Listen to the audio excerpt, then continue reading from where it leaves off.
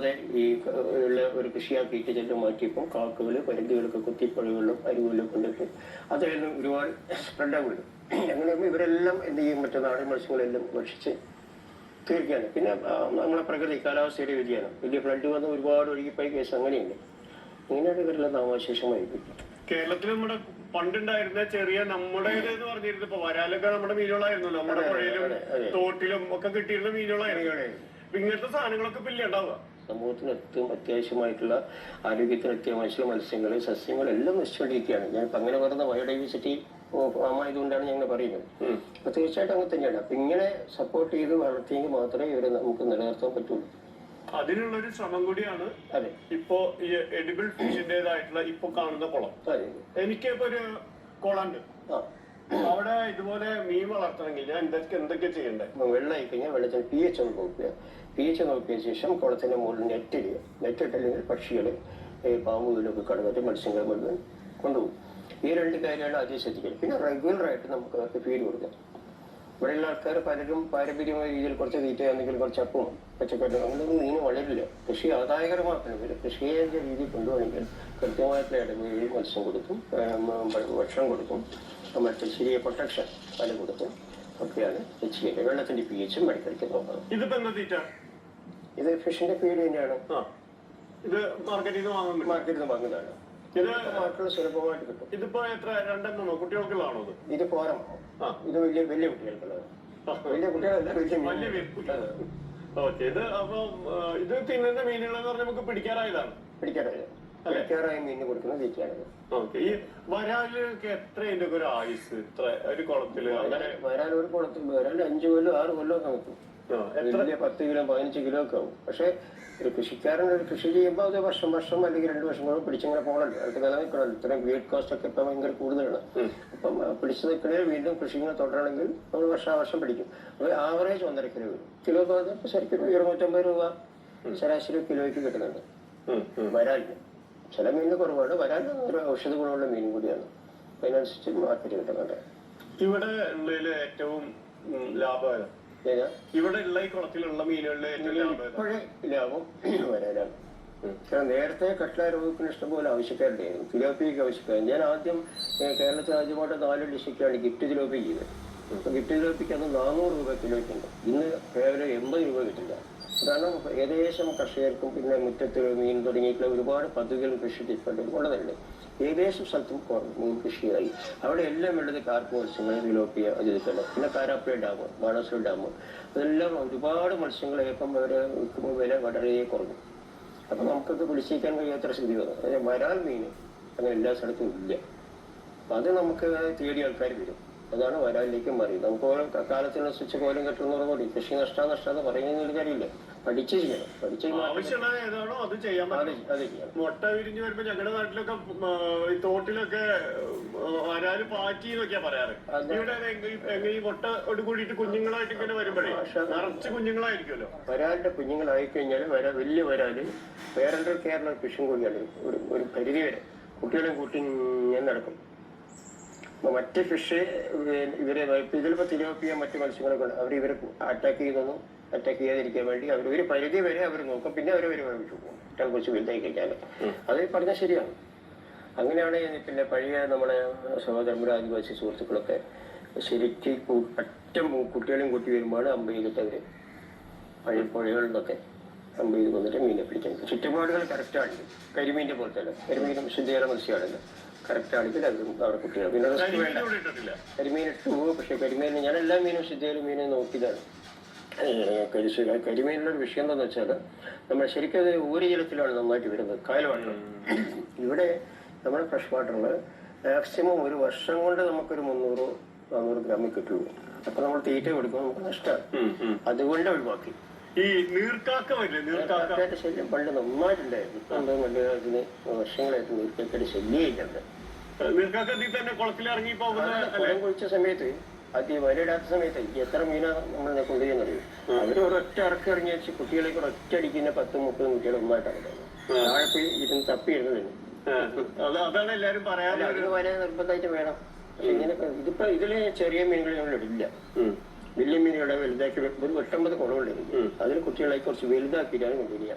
അവരെന്തായാലും കാക്കയ്ക്കും പക്ഷിക്കൊന്നും കിട്ടില്ല. താഴെ ഉണ്ടെന്ന് പറഞ്ഞാൽ ചെറിയ കുളങ്ങളിൽ നിന്നുള്ള മീനുകളെ കുറച്ചുകൂടി വലുതാവുമ്പോ കൊണ്ടുവന്ന് ഇവിടെ അങ്ങനെയാണ് ചെയ്യുന്നത് ഇപ്പൊ.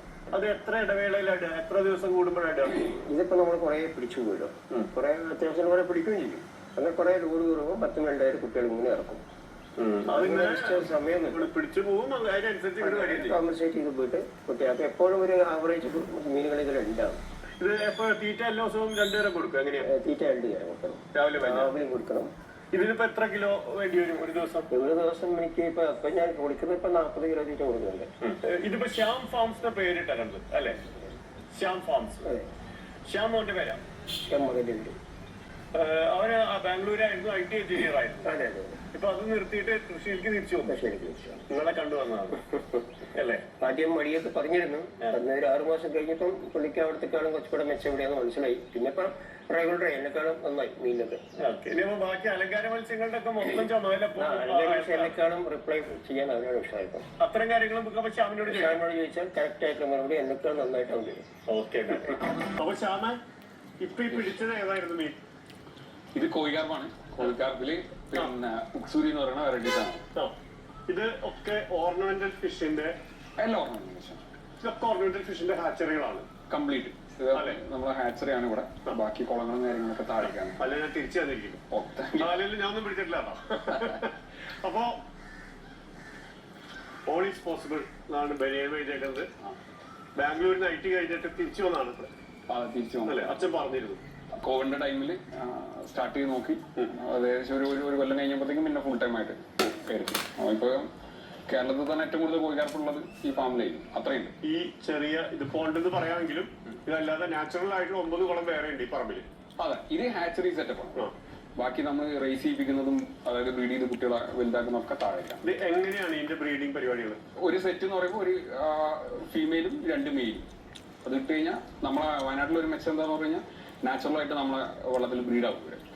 അതായത് സെറ്റ് സെപ്പറേറ്റ് ചെയ്ത് അത് കഴിഞ്ഞിട്ട് മുട്ടിട്ട് കഴിഞ്ഞാൽ അവർ മാറ്റണം. അത് കഴിഞ്ഞ് റേസ് ചെയ്യിപ്പിക്കുന്ന ഫീഡ് കൊടുക്കണം. അത് കഴിഞ്ഞ് കുളത്തിലേക്ക് കൊണ്ടിറക്കണം. അത് എത്ര വലിപ്പം വരെ? ഏകദേശം കറക്റ്റ് 26 ദിവസം. ഒരു ചെറിയൊരു തവള ഉണ്ടായെങ്കിലും നമ്മൾ ഇറക്കുന്ന അത്രയും കുട്ടികളെ അത് ഉറപ്പുവരുത്തണം. അപ്പൊ ഈ കോഴിക്കാർപ്പാണ് ഏറ്റവും ഭംഗിയുള്ള ഒരു സാധനം, ഏറ്റവും അടിപൊളി. അതായത് ഇപ്പൊ ഒരു ട്രെൻഡാണെന്ന് വെച്ചാൽ എല്ലാ വീട്ടിലും ഇൻഡോർ ഫോൺസ് ചെയ്യുന്ന ഒരു ട്രെൻഡ് വന്നു. അതിലേക്ക് ഏറ്റവും അടിപൊളി സാധനം ഇതാണ്. ബാക്കി എന്റെ ഇപ്പൊ 10-20 ബോട്ടുകൾ ഇതുപോലെ ടാങ്കുകൾ ഇവിടെ ഉണ്ട്. ഇത് ഓരോ ടാങ്കിലും എന്താ ഇതിന്റെ ഡിഫറൻസ് എങ്ങനെയാ? ഒന്ന് ചിലപ്പോൾ സൈസ് വ്യത്യാസം ഉണ്ടാവും, ചിലപ്പോൾ വെറൈറ്റി വ്യത്യാസങ്ങൾ ഉണ്ടാവും. പിന്നെ ഇതിപ്പോ നോക്കുകയാണെങ്കിൽ 4 ഇഞ്ച് സൈസാണ് വരിക. ഇതില് നേരെ വന്നു കഴിഞ്ഞാൽ 3 ഇഞ്ച് സൈസാണ് വരിക. 3 ഇഞ്ച് എന്ന് പറയുമ്പോൾ ഇത് രണ്ടും വെറൈറ്റീസ് സെയിം ആണ്, സൈസിൽ മാത്രം വ്യത്യാസം ഉണ്ടാവും. കുറച്ച് ചെറുതാണ്. കുറച്ച് ചെറുതിലാണ് വില വ്യത്യാസം. ഈ ടാങ്ക് സെറ്റ് ചെയ്യുമ്പോൾ ഇതൊക്കെ എന്താ? ഇത് എയറേഷൻ ആണ്. എന്ന് വെച്ചാല് ഇപ്പൊ നമ്മൾ ബ്രീത്ത് ചെയ്യുന്ന നമ്മുടെ അറ്റ്മോസ്ഫിയർ ഓക്സിജൻ ആണ്. ഫിഷ് ബ്രീത്ത് ചെയ്യുക ഡിസോൾഡ് ഓക്സിജൻ. അപ്പൊ അത് വെള്ളം സ്പ്ലിറ്റ് ചെയ്യുമ്പോൾ ഡിസോൾഡ് ഓക്സിജൻ ഉണ്ടാവുക. പിന്നെ ബാക്കി ബക്കറ്റിൽ വരുന്നത് ഫിൽട്രേഷൻ ആണ്. 24 hours വർക്കിംഗ് ആയിരിക്കും. എന്ന് വെച്ചാൽ നമ്മൾ ചെയ്യും. നമ്മളെന്ന് വെച്ചാൽ ഇതിലിപ്പോ ഒരു കള്ളി തന്നെ ഏകദേശം അത്രയും മീനുണ്ടാവും. 2-3 മീനൊക്കെ ഇടുകയാണെങ്കിൽ വലിയ പ്രശ്നമൊന്നുമില്ല. പക്ഷെ ഇത്രയും മീനൊക്കെ ഇടുമ്പോൾ എന്താണെന്ന് വെച്ചാൽ ഇതെല്ലാം ഇമ്പോർട്ടഡ് ആണ്. ഇത് നമ്മളിവിടെ ബ്രീഡ് അല്ല, ഇത് തായ്ലൻഡ് ഇമ്പോർട്ടഡ്. ഇതിൽ വെറൈറ്റീസ് മെറ്റാലിക് വെറൈറ്റീസ് ഉണ്ടാവും. പിന്നെ മസ്തുബ ഉണ്ടാവും, ഉജാക്കോ ഉണ്ടാവും, ഗൊറോമോസ് ഉണ്ടാവും. ഗൊറോമോസ് ഒക്കെ ഭയങ്കര റയർ വെറൈറ്റീസ് ആണ്. ഈ റെഡും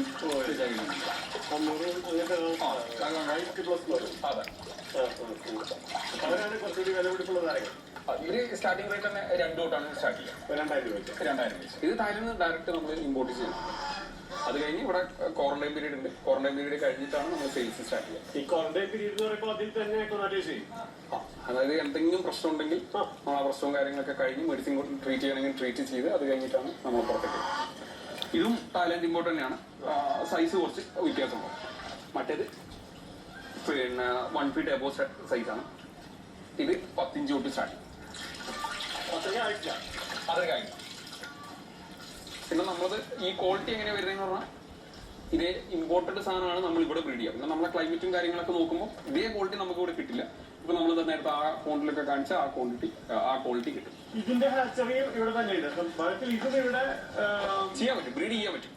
പക്ഷെ ഇതേപോലത്തെ ക്വാളിറ്റി എന്ന് വെച്ചാൽ അവിടുത്തെ ക്ലൈമറ്റ് ഇവിടുത്തെ ക്ലൈമറ്റുമായിട്ട് വ്യത്യാസമുണ്ട്. സെയിം ക്വാളിറ്റി നമുക്ക് കീപ്പ് അപ്പ് ചെയ്യാൻ പറ്റില്ല.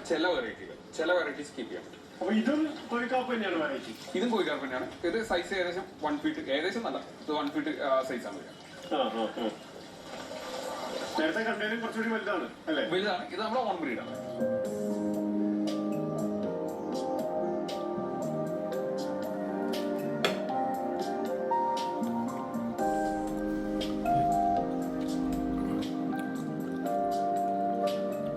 അച്ഛൻ പറയുന്നത് ശ്യാം വന്നോട് കൂടിയിട്ട് ഇതിന്റെ മാർക്കറ്റിംഗ് കുറച്ചും കൂടി ഉഷാറായിപ്പോ.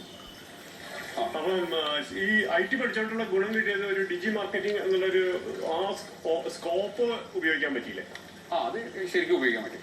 എന്ന് വെച്ചാൽ അതുള്ളത് കൊണ്ട് നമുക്ക് മാർക്കറ്റിംഗ് ഒരു പ്രശ്നമില്ല.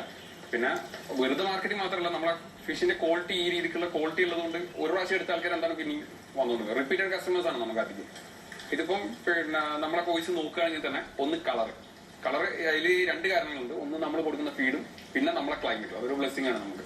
വയനാട്ടിലെ വെള്ളത്തിൽ കളറപ്പം കൂടുതലായി കോഴ്സിന്. അതാണ് ഇതൊക്കെ ഇങ്ങനെ ഇത്രയും കളറിൽ നിൽക്കണം. അപ്പം മൊത്തം നോക്കുകയാണെങ്കിൽ ഇപ്പോൾ മാർക്കറ്റ് നോക്കുകയാണെങ്കിൽ ഇപ്പോൾ ആര് കൊടുക്കുന്നതിനെക്കാട്ടും കോമ്പറ്റബിൾ ആയ പ്രൈസിൽ സൈസ് അല്ല, ക്വാളിറ്റിയും സൈസുമായിട്ട് കമ്പയർ ചെയ്തിട്ട് പ്രൈസ് കമ്പയർ ചെയ്യാം. വെറും സൈസ് നോക്കിക്കഴിഞ്ഞാൽ അപ്പം കിലോയ്ക്കൊക്കെ തൂക്കി കൊടുക്കുന്ന ആൾക്കാരുണ്ട്. പക്ഷെ ഇങ്ങനെയൊന്നും ഉണ്ടാവില്ല. നമ്മളെ സാധാ ലോക്കൽ മീൻ തൂക്കുന്ന പോലെ ഉണ്ടാവും. അപ്പോൾ ആ ഒരു സംഭവം ഇവിടെ നമ്മളെ ക്ലൈമറ്റും ഫുഡും കൊണ്ട് നമ്മളവിടെ ചെയ്തെടുക്കുന്നുണ്ട്. വാങ്ങാൻ വരുന്നവർക്ക് വീട്ടിൽ വെക്കുമ്പോൾ അതൊരു ഭംഗിയാണ് കൂടുതൽ. അതായത് വാങ്ങാൻ വരുന്നവർക്ക് ബെസ്റ്റ് റേറ്റിൽ ബെസ്റ്റ് ക്വാളിറ്റീസ് ആണ് നമ്മളെ ഫാമിൽ നിന്ന് കിട്ടും. ഫോണ്ട് സെറ്റ് ചെയ്യുന്നവർക്ക് ഇത് കുറച്ചുകൂടി ഭംഗിയാണ്. അതെ, ഇപ്പൊ എന്ന് വെച്ചാൽ എല്ലാ വീട്ടിലും പോൺസ് ഉണ്ട്. പോൺസ് ഇല്ലാത്ത വീട് ഭയങ്കര കുറവാണ്. പിന്നെ റിപ്പോർട്ടൊക്കെ വന്നിട്ടുണ്ട്. എന്ന് വെച്ചാൽ ഏറ്റവും കൂടുതൽ വേൾഡിൽ തന്നെ സ്ട്രെസ് ഫ്രീ ആവുന്നത് കോഴ്സിന് നോക്കുമ്പോൾ വേൾഡിൽ തന്നെ. ഇതിനെ 2 മിനിറ്റ് ഒബ്സർവ് ചെയ്ത് കഴിഞ്ഞാൽ ഒരു സ്ട്രെസ് എല്ലാം റിലീഫ് ആവുന്നത്. ആര് ഭംഗി അതിലുണ്ട് നമ്മുടെ മനസ്സിലെ ഫ്രീ ആക്കും, സ്വസ്ഥാക്കും. എക്സൈറ്റ് ആണ് അത് ഭയങ്കരമായിട്ട്. ഇത് ഹാൻഡ് ഫീഡിങ് ട്രെയിൻ ചെയ്യിപ്പിക്കാൻ പറ്റും. നമ്മളെ കയ്യിൽ നിന്ന് വന്ന് തീറ്റയായിരിക്കും. ആ ഒരു ഫീലൊക്കെ അത് ശരിക്കും എക്സ്പീരിയൻസ് ചെയ്യണം. എക്സ്പീരിയൻസ് ചെയ്ത് കഴിഞ്ഞാൽ ഇപ്പൊ കൊടുക്കാൻ പറ്റും. ഇതാണ് ഏറ്റവും രസം കോഴ്സിനെ. പിന്നെ കാര്യം ശ്രദ്ധിക്കണം, എല്ലാരും വന്ന് കഴിഞ്ഞില്ലേ. ഇത് പക്ഷേ പോണ്ടിൽ ഒരാൾ തന്നെ കൊടുക്കായിരിക്കും സേഫ് അല്ലേ? നമ്മൾ അങ്ങനെയാണ് ചെയ്യുക. പിന്നെ നമുക്കിവിടെ സ്റ്റേയും കാര്യങ്ങളും കൊണ്ട് ഗസ്റ്റ് വരും. അപ്പൊ ഇൻ കേസ് ഗസ്റ്റ് കൊടുക്കുകയാണെങ്കിൽ തന്നെ നമ്മള് പിന്നെ പൊട്ടാസ്യം പെർമാംഗനേറ്റ് എന്ന് പറഞ്ഞ സാധനം അതിൽ കൈ കഴിയിപ്പിച്ചിട്ട് മാത്രമേ ഇത് സമ്മതിക്കുള്ളൂ. ഒരുപാട് ഇൻഫെക്ഷൻസ് ഒക്കെ ഉണ്ടാവാൻ ഏറ്റവും ചാൻസസ് കൂടുതലല്ലേ? ഭയങ്കര കൂടുതലാണ്. ഒന്ന് ഇവർക്ക് ഫംഗൽ അറ്റാക്ക് പെട്ടെന്ന്, ഇവർക്ക് സ്കിന്നിനാണ് ഏറ്റവും കൂടുതൽ പ്രശ്നം വരിക. പിന്നെ ആങ്കർ ബോം എന്ന് പറഞ്ഞ സാധനമുണ്ട്. അതൊക്കെ പെട്ടെന്ന് അതൊക്കെ അറ്റാക്ക് ആയി കഴിഞ്ഞാൽ ഈ മൊത്തം ചോര ഊറ്റി കുടിക്കുന്ന സാധനം. അത് നോക്കണം. ഫംഗൽ അറ്റാക്ക് നോക്കണം. പിന്നെ വൈറ്റ് സ്പോട്ട് എന്ന് പറഞ്ഞൊരു സാധനമുണ്ട്. ഡിസീസ് പറയുകയാണെങ്കിൽ കുറച്ച് ഉണ്ട് ഡിസീസ്. അതിന്റെ മരുന്ന് അറിയുകയാണെങ്കിൽ വലിയ പ്രശ്നമൊന്നുമില്ല. അത് 3-4 ഡിസീസ് അത്രേ ഉള്ളൂ. അത് അതിന്റെ മരുന്ന് പഠിച്ചു കഴിഞ്ഞാൽ വേറെ പ്രശ്നങ്ങളൊന്നുമില്ല. അത് ഇത്രയും ഐടിയിലെ പ്രോബ്ലംസ് സോൾവ് ചെയ്യണേക്കാളും എളുപ്പമാണ്. ഒരു ഇതെല്ലാം കുറച്ച് കല്ലുപ്പുണ്ടെങ്കിൽ തീരാവുന്ന പ്രശ്നമുള്ളൂ കോഴിക്കാലത്തിൽ.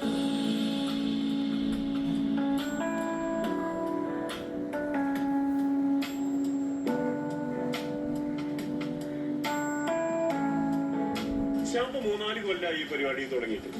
ഇപ്പൊ ഇതിന്റെ മാർക്കറ്റ് ഇപ്പൊ എവിടെയൊക്കെ ഡെവലപ്പ് ചെയ്ത്? നമ്മുടെ മെയിൻ മാർക്കറ്റ് കർണാടകയാണ്. ബാംഗ്ലൂര്, ദാവങ്കര, ഷിമോഗ. പിന്നെ അതല്ലാണ്ട് കേരളത്തിൽ നമുക്ക് ഒരുവിധം എല്ലാ ഡിസ്ട്രിക്റ്റിലും റെഗുലർ കസ്റ്റമേഴ്സ് ഉണ്ട്. അപ്പം ഇത് കംപ്ലീറ്റ് എന്ന് വെച്ചാൽ ഓൺലൈൻ വഴിയാണ് ചെയ്യുന്നത്. പിന്നെ ഇതല്ലാണ്ട് നമുക്ക് മുംബൈയിലുണ്ട്, അത് പറയാൻ കിട്ടൂല. മുംബൈയിലേക്ക് അത്യാവശ്യം കസ്റ്റമേഴ്സ്. പിന്നെ ബാംഗ്ലൂർ ആയിരുന്നപ്പോൾ അതൊരു വേറെ ലൈഫാണ്. പൊല്യൂഷൻ കാര്യങ്ങളൊന്നും ഇല്ല ഇവിടെ. ഇവിടുത്തെ ആൾക്കാരെല്ലാവരും പുറത്തു പോകുന്നത് ഒന്ന് മെയിൻ പൈസ എന്നുള്ളൊരു സംഭവത്തിലാണ്. അപ്പൊ ഇത് കോഴ്സ് നല്ലതാണ്. കോഴ്സ് നല്ല രീതിയിൽ പൈസ തരുന്ന മീനാണ്. അടുത്തത് ഇപ്പൊ ചോദിക്കാൻ 2-3, അതായത് ഇവിടെ നമ്മളെ ഫാം എന്ന് പറഞ്ഞാൽ 4 സെക്ടർ ഉണ്ട്.